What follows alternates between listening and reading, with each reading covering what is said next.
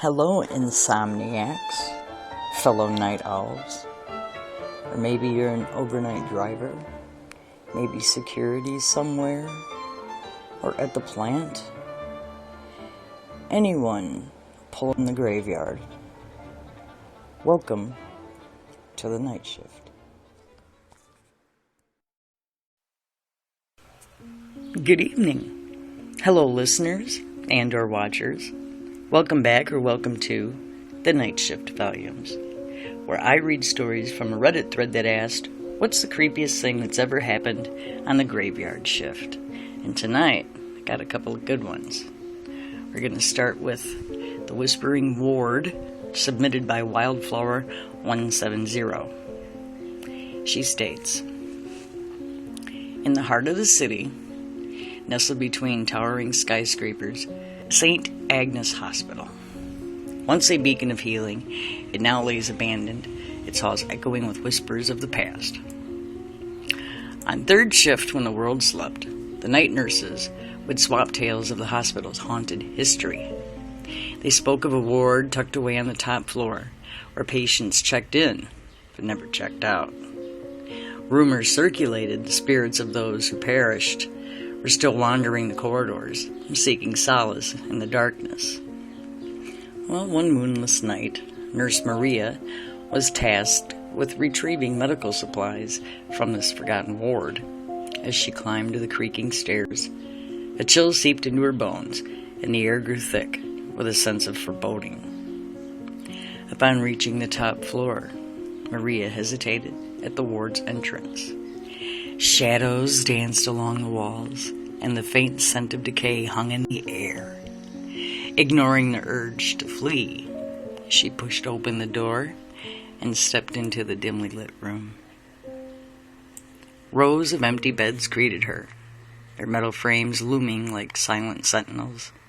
Maria's footsteps echoed eerily as she made her supply closet at the far end of the ward, and just as she reached for the door, a soft voice whispered her name. Startled, Maria spun around, but there was no one there.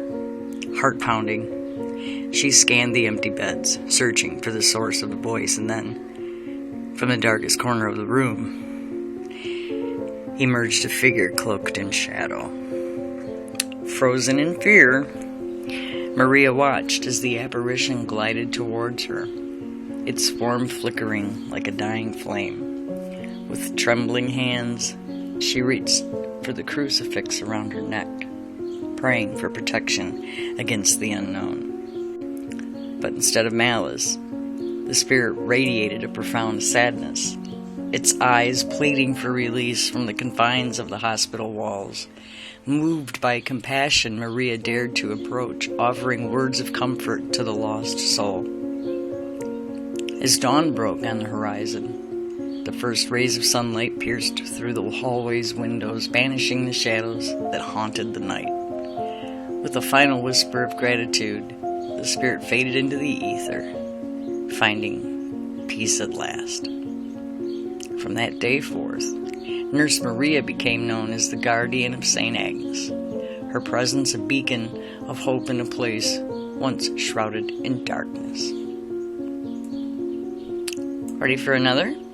Absolutely. Let's delve into another unsettling world of late-night work horrors.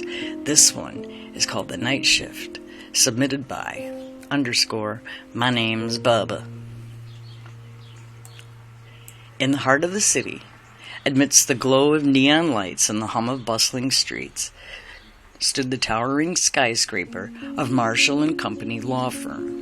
Within its sleek walls, lawyers toiled day and night, their dedication unmatched and their ambition unyielding. But it was third shift, the graveyard hours, when the city slept and shadows danced in the corners and held the darkest secrets of Marshall and Company. Sophie, a junior associate, found herself assigned to the third shift, tasked with poring over endless stacks of legal documents in the dimly lit archives deep within the bowels of the building. It was a lonely existence. The sound of the soft shuffle of papers and the distant hum of the air conditioning were all to keep her company.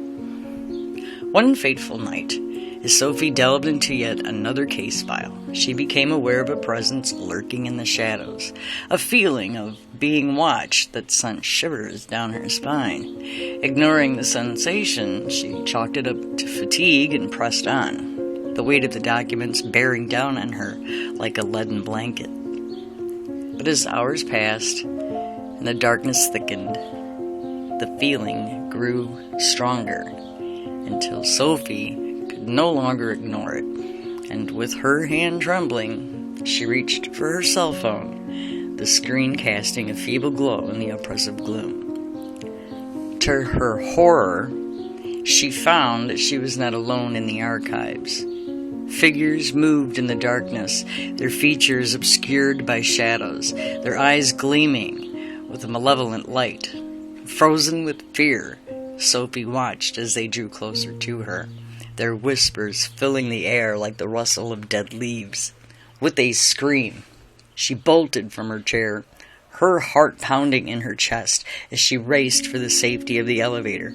But as the doors slid shut behind her, she knew the horrors she had witnessed would haunt her dreams for nights to come.